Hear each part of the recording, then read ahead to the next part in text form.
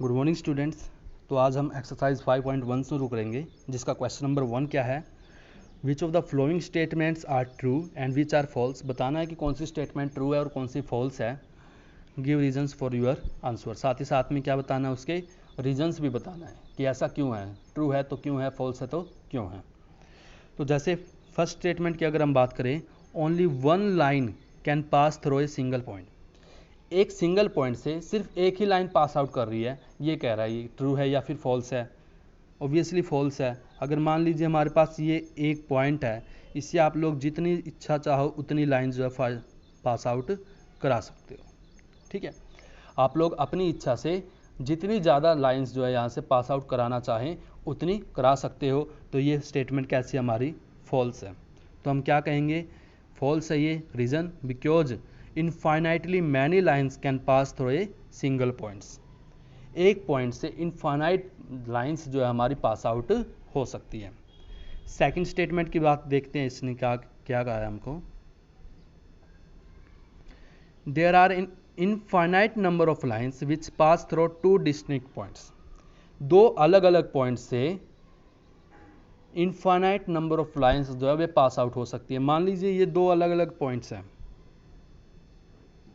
इन point से हम line pass out कराने की अगर कोशिश करें तो एक लाइन ये बन जाती है हमारी। इसके अलावा अगर आप लोग लाइन को एक्सटेंड कराओगे ना तो लाइन वही है, लाइन की इक्वेशन में कोई फ़र्क नहीं पड़ेगा। तो हम क्या कहेंगे, यहाँ पर सिर्फ एक ही लाइन है जो दो डिस्टिंक्ट पॉइंट से पास आउट कर सकती है। ठीक है, तो ये स्टेटमेंट कैसी हमारी फॉल्स है, because only one line can pass through two distinct points. दो अलग अलग पॉइंट से सिर्फ एक ही लाइन जो है पास आउट हो सकती है। थर्ड स्टेटमेंट की बात देखते हैं। ए टर्मिनेटेड लाइन, या फिर एक लाइन सेगमेंट भी बोल सकते हो आप लोग इसको। A terminated line can be produced indefinitely on both the sides. अब एक टर्मिनेटेड लाइन है जो, उसको आप लोग इनडेफिनेटली जो है प्रोड्यूस कर सकते हो ऑन बोथ द साइड्स। मान लीजिए एक टर्मिनेटेड लाइन है, यहाँ पर ये टर्मिनेट हो रही है, इसका टर्मिनेटिंग पॉइंट ये है। ठीक है, अब आप लोग इसको प्रोड्यूस कर सकते हो इस प्रकार से, बिल्कुल कर सकते हैं। आप लोग इसको चाहो इनफाइनाइटली जो है प्रोड्यूस कर सकते हो। और साथ ही साथ में अगर आप लोगों को याद हो, यूक्लिड का ये पोस्टुलेट नंबर 2 भी था, यूक्लिड ने दिया हुआ है पोस्टुलेट नंबर 2 में, यही बिल्कुल सेम स्टेटमेंट है। A terminated line can be produced indefinitely on both the sides. Next है fourth, if two circles are equal. अगर दो सर्कल्स है हमारे पास, वे इक्वल दिए हुए हैं, then there radii are equal. दो सर्कल अगर इक्वल है तो अब उनके रेडियाई इक्वल होंगी, ऑब्वियसली होंगी। क्यों होंगी, अगर मान लीजिए एक सर्कल हमारे पास ये है और दूसरा सर्कल ये है, इन दोनों को इक्वल कराने के लिए इनकी रेडियस की अगर हम बात करें, यहाँ पर आर है, यहाँ पर आर है। इसने ये कहा है कि ये दो सर्कल्स जो है वे क्या हैं, इक्वल है। दो सर्कल्स इक्वल होने का मतलब क्या हुआ, इनके एरियाज इक्वल है। ठीक है, तो एरिया लेकिन होता कितना है सर्कल का एरिया होता है पाई आर स्क्वायर। अब पाई तो क्या होता है, कांस्टेंट होता है, पाई की वैल्यू तो हमेशा 22/7 ही रहेगी। और अगर इसने ये कहा है कि एरिया इक्वल है, अगर एरिया इक्वल है तो ऑब्वियसली रेडियस भी क्या हो जाएगी, इक्वल ही होगी। तो हम क्या कहेंगे, ट्रू है ये statement. To circles of equal area will have the same radius, because क्यों, क्योंकि एरिया जो होता है वो किसके इक्वल होता है, पाई आर स्क्वायर के इक्वल होता है। ठीक है, नेक्स्ट है fifth part.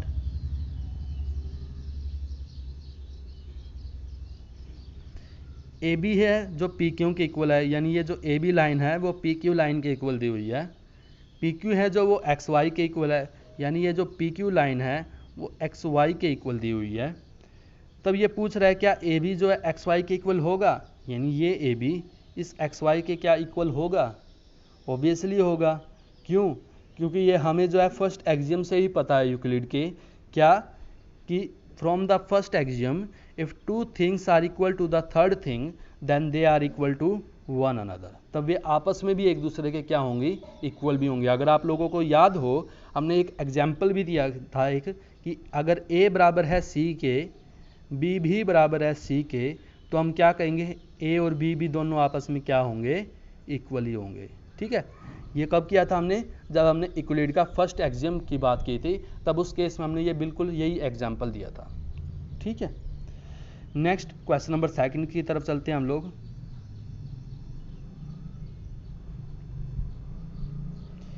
Give a definition for each of the following terms, आप लोगों को डेफिनेशंस देनी है। Are there other terms that need to be defined first, क्या यहाँ पर और भी कोई अदर टर्म्स है जो आप लोगों को डिफाइन करनी पड़ेगी। जैसे आप लोगों को किसकी डेफिनेशन देनी है, पैरेलल लाइंस की। पैरेलल लाइंस में अगर आप लोग कोई ऐसा वर्ड यूज कर रहे हो जिसकी डेफिनेशन पहले देनी चाहिए, तो आप लोगों को उसकी भी डेफिनेशन देनी है साथ ही साथ में। व्हाट आर दे मीन्स उनकी डेफिनेशन देनी है, and how might you define them, और ये साथ ही साथ में उनको भी डिफाइन करना पड़ेगा। जैसे पैरेलल लाइन से शुरुआत करते हैं हम लोग।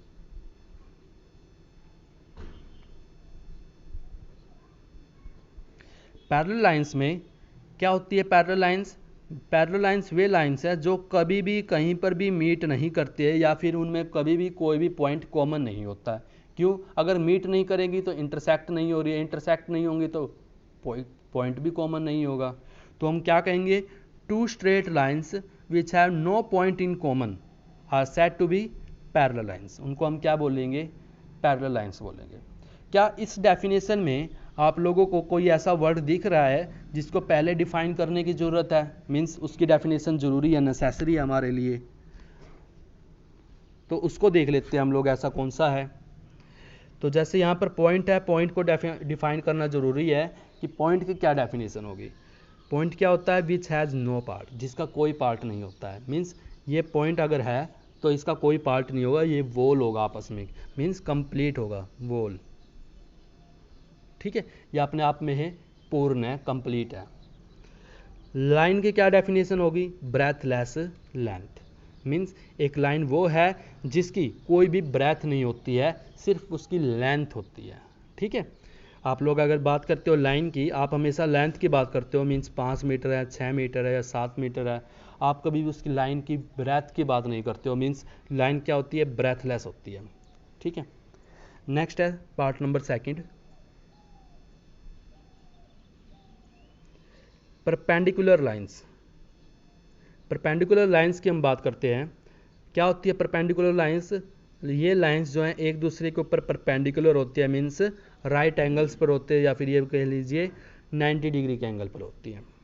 ठीक है, डेफिनेशन की बात करते हैं हम लोग, ए लाइन इंटरसेक्टिंग अनदर लाइन, एक लाइन जो है इंटरसेक्ट कर रही है दूसरी लाइन को, कितने एंगल पर, राइट एंगल पर, यानी कि 90 डिग्री के एंगल पर, is said to be perpendicular, उसको हम क्या कहेंगे, परपेंडिकुलर। अब इस डेफिनेशन में क्या यहाँ पर आप लोगों को कोई ऐसा पॉइंट दिख रहा है जिसको डिफाइन करना पहले ज़रूरी है।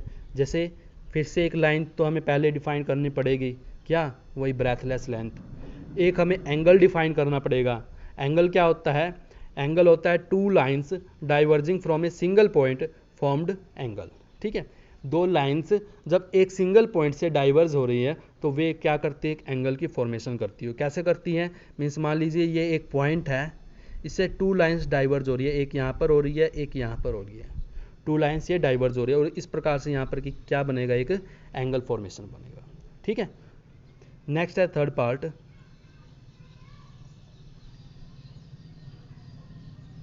Line segment. लाइन सेगमेंट क्या होता है, लाइन सेगमेंट क्या होता है, एक पूरी लाइन का एक छोटा सा हिस्सा अगर हम बात करें तो।